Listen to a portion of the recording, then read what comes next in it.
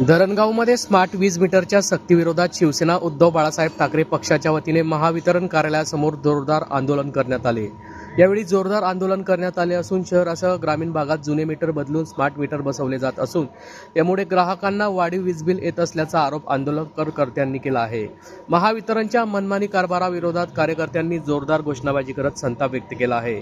यावेळी शिवसेना उपनेते गुलाबराव वाघ यांच्या नेतृत्वाखाली झालेल्या आंदोलनात नागरिकांच्या संमतीशिवाय स्मार्ट मीटर बसवणे तातडीने थांबवावे अशी मागणी यावेळी करण्यात आली।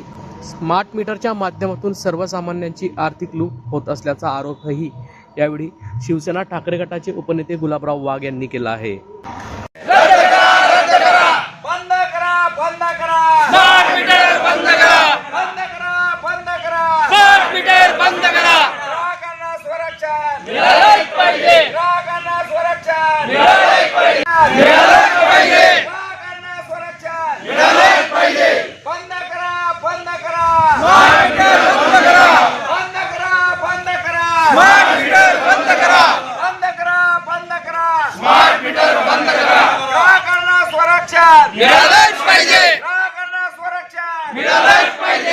तालुक्यांमध्ये या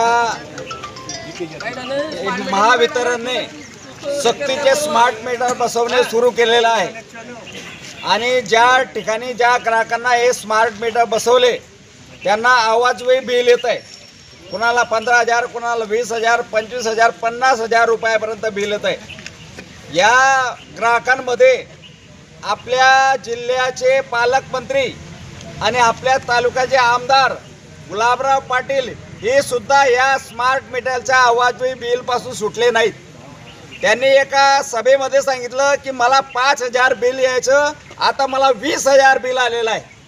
म्हणजे जेव्हा पालकमंत्र्याच्या घरी असणारे मीटर हे आवाजवी फिरतं तर या सामान्य लोकांचं काय होणार? सामान्य लोकांचं बिल सुद्धा अशाच प्रकारे आलेलं आहे।